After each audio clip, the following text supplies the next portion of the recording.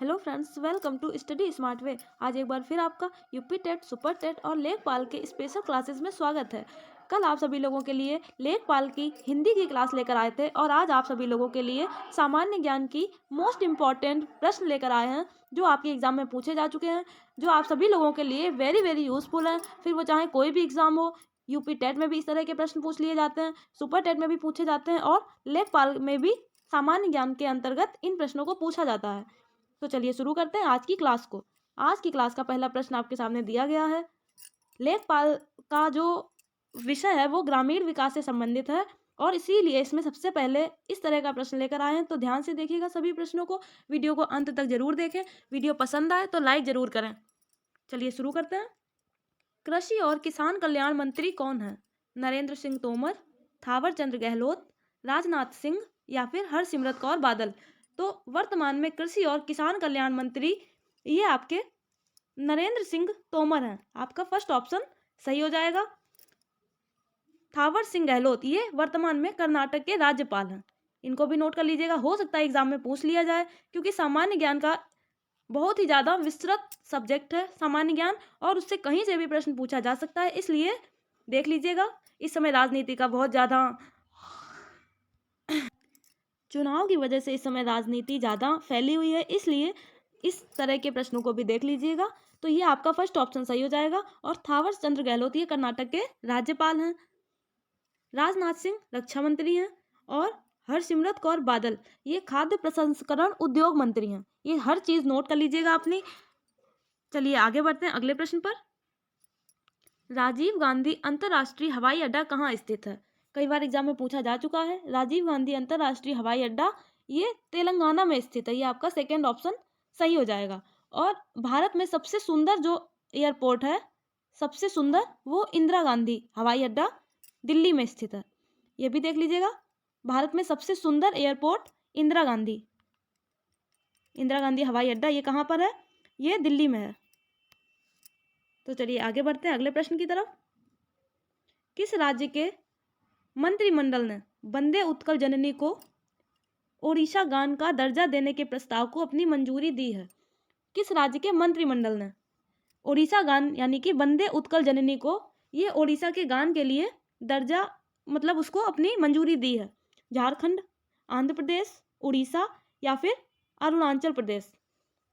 तो इसमें ये आपका थर्ड ऑप्शन सही हो जाएगा। उड़ीसा राज्य के मंत्रिमंडल ने वंदे उत्कल जननी को उड़ीसा गान का दर्जा देने के प्रस्ताव को अपनी मंजूरी दी है।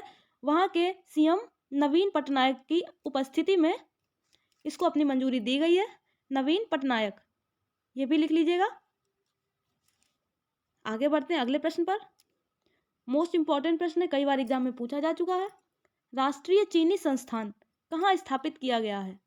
राष्ट्रीय चीनी संस्थान कानपुर में, नई दिल्ली में, कर्नाटक में या फिर लखनऊ में। तो राष्ट्रीय चीनी संस्थान ये कानपुर में स्थापित किया गया है। आपका फर्स्ट ऑप्शन सही हो जाएगा।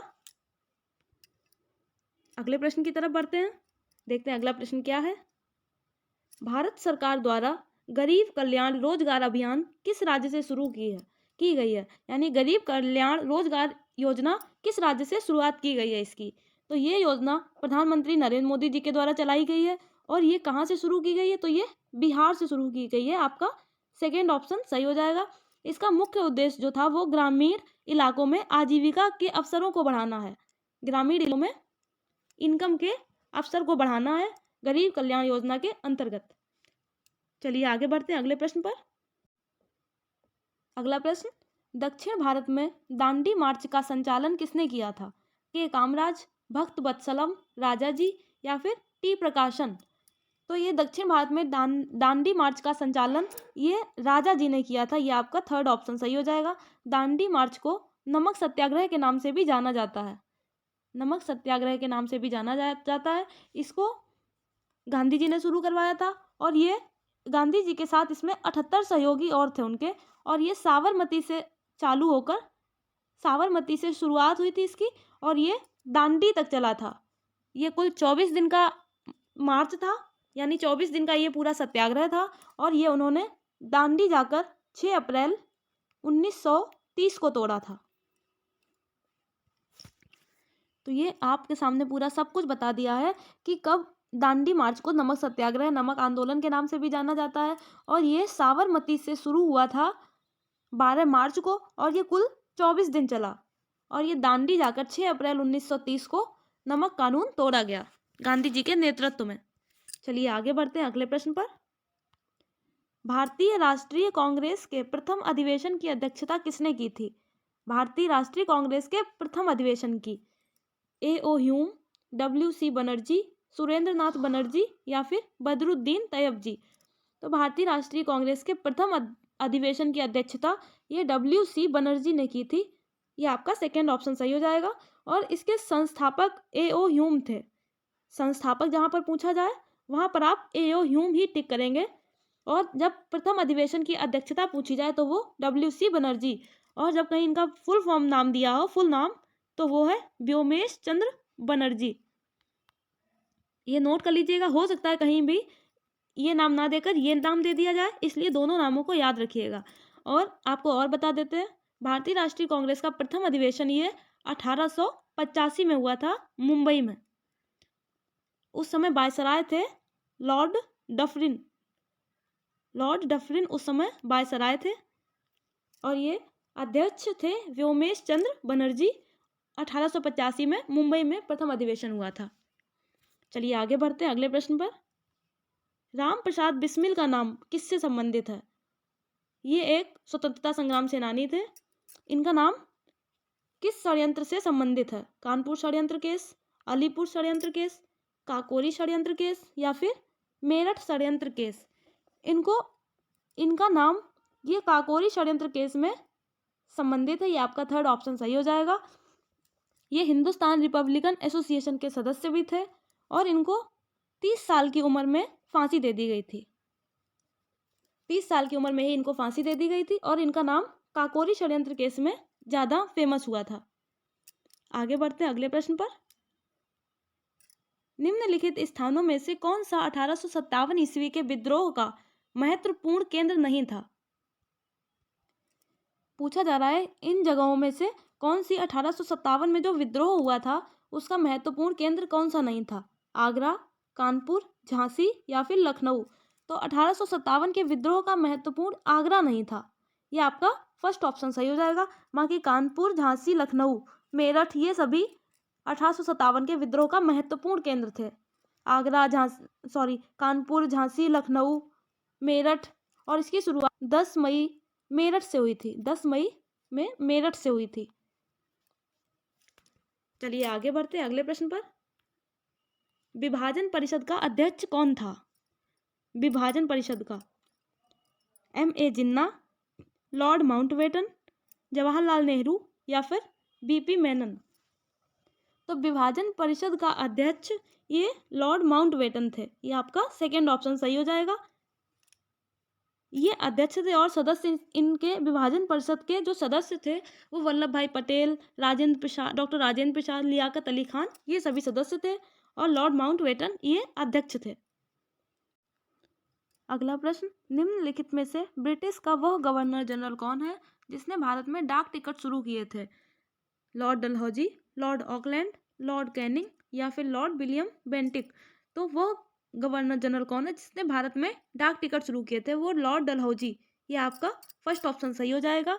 और इसके और भी आपको थोड़े प्रश्न बताए देते हैं इससे संबंधित जो होते हैं, जो एग्जाम में पूछे जाने की पॉसिबिलिटी काफ़ी ज़्यादा होती है जिनकी। तो देखते हैं, भारत का प्रथम वायसराय कौन था? लॉर्ड कैनिंग प्रथम वायसराय। तो ये नोट कर लीजिएगा अपनी कॉपी में और वीडियो पसंद आए तो लाइक ज़रूर करें। लॉर्ड विलियम बेंटिक ये प्रथम गवर्नर जनरल थे। इनको भी देख लीजिएगा, एग्जाम में पूछा जा सकता है। प्रथम वायसराय लॉर्ड कैनिंग और प्रथम गवर्नर जनरल ये लॉर्ड विलियम बेंटिक। आगे बढ़ते हैं अगले प्रश्न पर। नागरहोल राष्ट्रीय उद्यान किस राज्य में स्थित है? नागरहोल राष्ट्रीय उद्यान पश्चिम बंगाल, आंध्र प्रदेश, कर्नाटक, केरल? तो ये नागरहोल राष्ट्रीय उद्यान ये कर्नाटक में स्थित है। आपका थर्ड ऑप्शन सही हो जाएगा। इसको एक दूसरे नाम से भी जाना जाता है, उसको भी देख लीजिएगा। हो सकता है कि आपको नागरहोल ना देकर दूसरा नाम दे दिया जाए, तो इसको राजीव गांधी राष्ट्रीय उद्यान भी कहा जाता है। ये नाम भी नोट कर लीजिएगा। राजीव गांधी राष्ट्रीय उद्यान किस राज्य में स्थित है? तो वो कर्नाटक में ही हो जाएगा, यानी नागरहोल का दूसरा नाम राजीव गांधी राष्ट्रीय उद्यान है। चलिए आगे बढ़ते हैं अगले प्रश्न पर। विश्व की प्रथम महिला प्रधानमंत्री कौन थी? विश्व की प्रथम महिला प्रधानमंत्री पूछा गया है विश्व की। श्री मावो भंडार नायके, मार्गरेट थ्रेचर, इंदिरा गांधी, गोल्डा मायर। तो यहाँ पर विश्व की प्रथम महिला प्रधानमंत्री पूछी गई हैं, तो वो आपकी श्री मावो भंडार नायके हो जाएंगी। आपका फर्स्ट ऑप्शन सही हो जाएगा। ये श्रीलंका की थी, श्रीलंका की ये प्रथम महिला प्रधानमंत्री बनी थी। और अगर यहीं पर भारत का पूछा जाए, भारत की प्रथम महिला प्रधानमंत्री कौन थी, तो वो इंदिरा गांधी हो जाएगा। और यहाँ पर पूछा गया है विश्व की, इसलिए श्री मावो भंडार नायके। चलिए आगे बढ़ते हैं अगले प्रश्न पर। नालंदा विश्वविद्यालय की स्थापना किस गुप्त शासक द्वारा की गई थी? नालंदा विश्वविद्यालय कुमारगुप्त द्वितीय, कुमारगुप्त प्रथम, समुद्रगुप्त द्वितीय या फिर समुद्रगुप्त। तो नालंदा विश्वविद्यालय की स्थापना ये कुमारगुप्त प्रथम ने की थी। ये आपका सेकंड ऑप्शन सही हो जाएगा। नालंदा विश्वविद्यालय स्थापत्य कला का अद्भुत नमूना है। यहाँ पर बाहर से लोग आते हैं इसको देखने के लिए, परंतु अब यह खंडहर हो चुका है। अगला प्रश्न देखते हैं। किस युद्ध के पश्चात हुमायूं को हिंदुस्तान से बाहर कर दिया गया था? चौसा, कलिंग, सूरजगढ़ या फिर कन्नौज। हुमायूं को हिंदुस्तान से बाहर किस युद्ध के पश्चात किया था? तो वो कन्नौज का युद्ध है। आपका फोर्थ ऑप्शन सही हो जाएगा। इसको कन्नौज का युद्ध या फिर बिलग्राम का भी युद्ध कहा जाता है। कन्नौज या विलग्राम का। अगर आपको कन्नौज की जगह विलग्राम का युद्ध दिखे तो वही आपका करेक्ट आंसर हो जाएगा। और ये 1540 में हुआ था। इस युद्ध में शेर शाह की विजय हुई थी और उसने हुमायूं को हिंदुस्तान से बाहर कर दिया था। आगे बढ़ते हैं अगले प्रश्न पर। शेर शाह की मृत्यु कहाँ लड़ते हुए हुई थी? शेर शाह की मृत्यु किस युद्ध में हुई थी? चौसा के युद्ध में, कलिंग के युद्ध में, कालिंजर के युद्ध में या उपरोक्त में से कोई नहीं। तो ये आपका शेर शाह की मृत्यु कालिंजर के युद्ध में हुई थी। आपका थर्ड ऑप्शन सही हो जाएगा। ये चंदेल राजपूतों के साथ हुई थी। चंदेल राजपूतों के साथ युद्ध हुआ था जिसमें कि शेरशाह पराजित हुआ था। चौसा का युद्ध हुमायूं और शेरशाह के बीच हुआ था। तो ये चौसा का युद्ध हुमायूं और शेरशाह के बीच हुआ था। कलिंग का युद्ध सम्राट अशोक और अनंत पद्मनाथ के बीच हुआ था। और इधर का युद्ध चंदेल राजपूत और शेरशाह के बीच में हुआ था। तो ये आपका थर्ड ऑप्शन सही हो जाएगा। आगे बढ़ते हैं अगले प्रश्न पर। रामायण का अनुवाद फारसी में किसने किया? यानी फारसी में रामायण किसने लिखी? अब्दुल फजल, बदायूनी, अब्दुल लतीफ, ईश्वर दास। तो रामायण का फारसी में अनुवाद ये बदायूनी ने किया है। ये आपका सेकेंड ऑप्शन सही हो जाएगा। अकबर के कहने पर इन्होंने रामायण और महाभारत दोनों का ही अनुवाद फारसी में किया है। आगे बढ़ते हैं अगले प्रश्न पर। प्रश्नों को ध्यान से देखिएगा, मोस्ट इंपॉर्टेंट प्रश्न है आप सभी लोगों के लिए। टका या रुपया, चांदी का सिक्का निम्नलिखित में से किसके द्वारा चलाया गया था? शेरशाह सूरी, अकबर, तैमूर या फिर हुमायूं। टका, रुपया या चांदी का सिक्का ये किसके द्वारा, किस सम्राट के द्वारा चलाया गया था? तो ये शेरशाह सूरी ने चलवाया था। यह आपका फर्स्ट ऑप्शन सही हो जाएगा। इन्होंने तांबे और सोने के सिक्के भी चलवाए थे। आगे बढ़ते हैं अगले प्रश्न पर। भूदान आंदोलन किसके द्वारा प्रारंभ किया गया था? भूदान आंदोलन महात्मा गांधी, जयप्रकाश नारायण, विनोबा भावे, राम मनोहर लोहिया।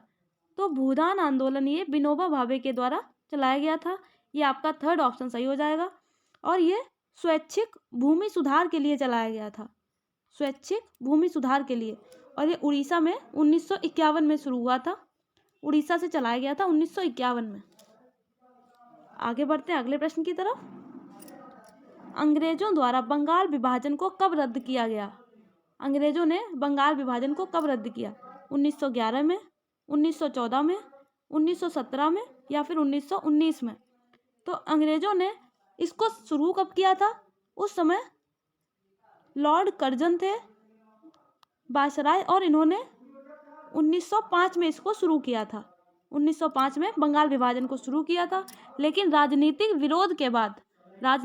बहुत विरोध के बाद इनको 1911 में रद्द करना पड़ा। ये आपका फर्स्ट ऑप्शन सही हो जाएगा। 1905 में शुरू हुआ था और 1911 में रद्द करना पड़ा।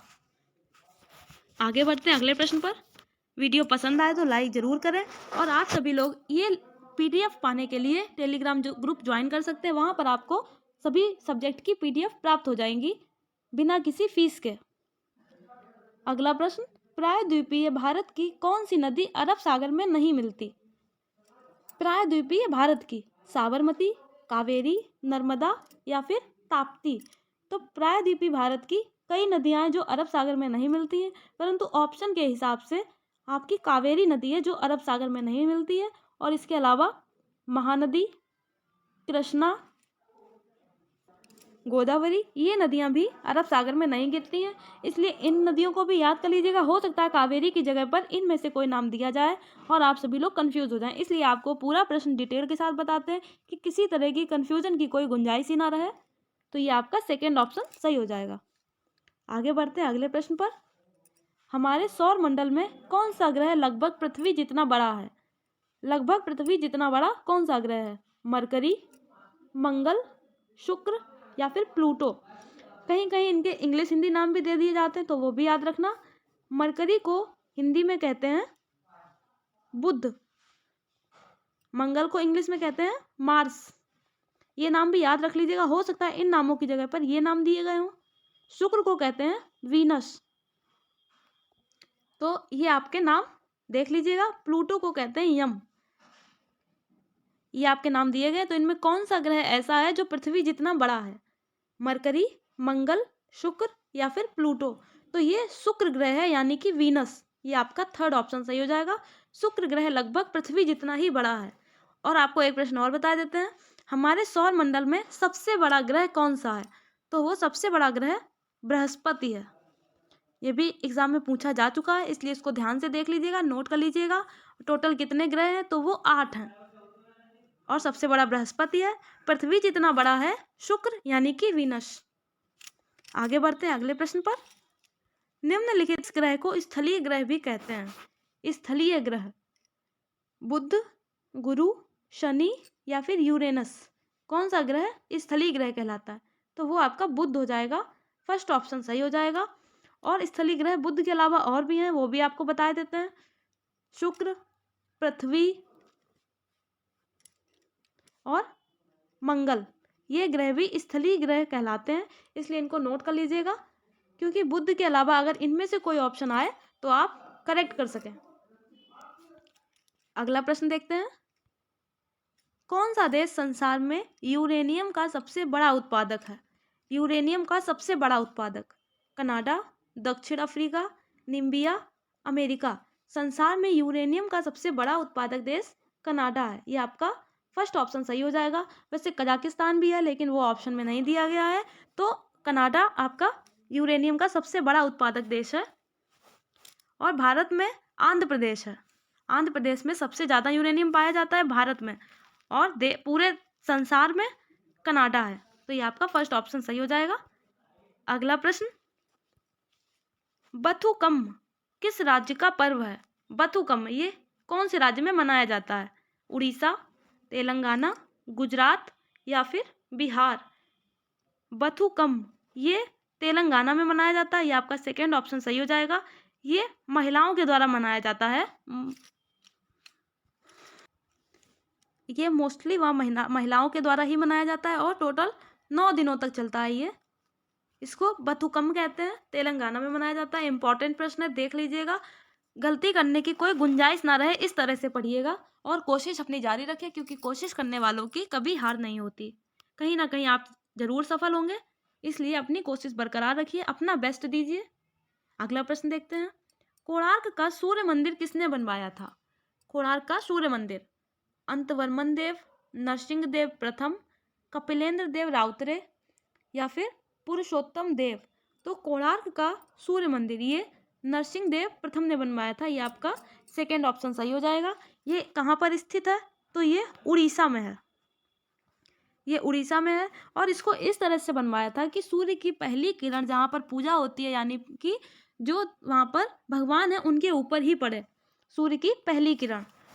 और इसको ब्लैक पैगोडा के नाम से भी जानते हैं, क्योंकि इसकी जो चोटी है वो ब्लैक कलर की है, इसलिए इसको ब्लैक पैगोडा के नाम से भी जाना जाता है। एग्जाम में अगर आपको कोणार्क का सूर्य मंदिर की जगह ब्लैक पैगोडा दिखे तो आप कंफ्यूजन मत लीजिएगा। इसको ही, कोणार्क के सूर्य मंदिर को ही ब्लैक पैगोडा कहा जाता है। ये उड़ीसा में स्थित है। इसको नरसिंह देव प्रथम ने बनवाया था और इसको 1984 में यूनेस्को ने विश्व धरोहर के रूप में स्थापित किया था। चलिए आगे बढ़ते हैं अगले प्रश्न पर। कलारीपट्टू किस राज्य का मार्शल आर्ट है? कलारीपट्टू मध्य प्रदेश, मिजोरम, नागालैंड, केरल। तो ये कलारीपट्टू केरल का मार्शल आर्ट है। ये आपका फोर्थ ऑप्शन सही हो जाएगा। केरल में इसको mother of all martial arts कहा जाता है, कलारीपट्टू को। अगला प्रश्न देखते हैं। मोस्ट इंपॉर्टेंट प्रश्न है, लगभग हर एग्जाम में इससे संबंधित एक प्रश्न जरूर आता है। अजंता और एलोरा की गुफाएं किससे संबंधित हैं? अजंता और एलोरा की गुफाएं जैन से, बौद्ध से, हिंदू से या फिर सिख से? तो ये अजंता और एलोरा की गुफाएं ये बौद्ध धर्म से संबंधित है। ये आपका सेकेंड ऑप्शन सही हो जाएगा। ये कहाँ पर है? तो ये महाराष्ट्र में औरंगाबाद में स्थित है। महाराष्ट्र में औरंगाबाद में।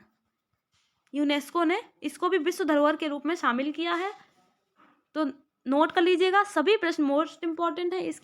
इसके बारे में आपको जो अलग से बताया जाता है वो सभी मोस्ट इंपॉर्टेंट है, इसलिए आपसे बार बार कहा जा रहा है अपने नोट्स जरूर बनाते चलें। हर एक प्रश्न आप सभी लोगों के लिए संजीवनी है। चलिए आगे बढ़ते हैं अगले प्रश्न की तरफ। शेर शाह सूरी द्वारा बनवाई गई सड़क है। शेर शाह सूरी ने कौन सी सड़क बनवाई थी? Suri road, grand trunk road, Afghan road या फिर नेशनल हाईवे 1? तो शेर शाह सूरी ने ग्रांड ट्रंक रोड बनवाई थी। ये आपका सेकेंड ऑप्शन सही हो जाएगा, जिसको जीटी रोड भी कहा जाता है। जीटी रोड के नाम से ग्रांड ट्रंक रोड विख्यात है और इसको शेर शाह सूरी द्वारा बनवाया गया था।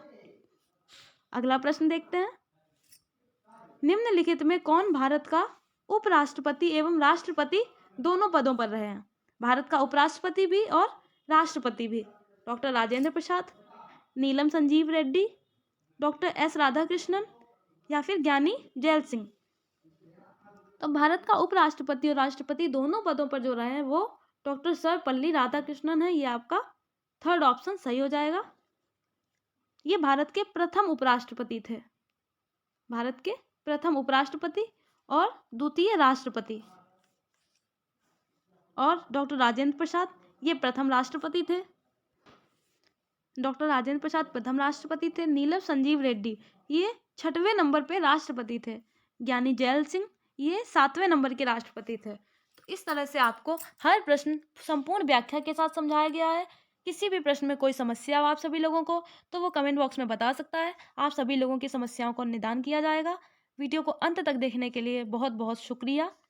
इसी तरह और यूज़फुल वीडियो पाने के लिए हमारे साथ बने रहें। टेलीग्राम पर आप सभी लोग ज्वाइन कर सकते हैं। वहाँ आपको PDF प्राप्त हो जाएंगी प्रत्येक सब्जेक्ट से संबंधित, वो भी बिना किसी शुल्क के। आप सभी लोग PDF प्राप्त कर सकते हैं टेलीग्राम पर ज्वाइन करके।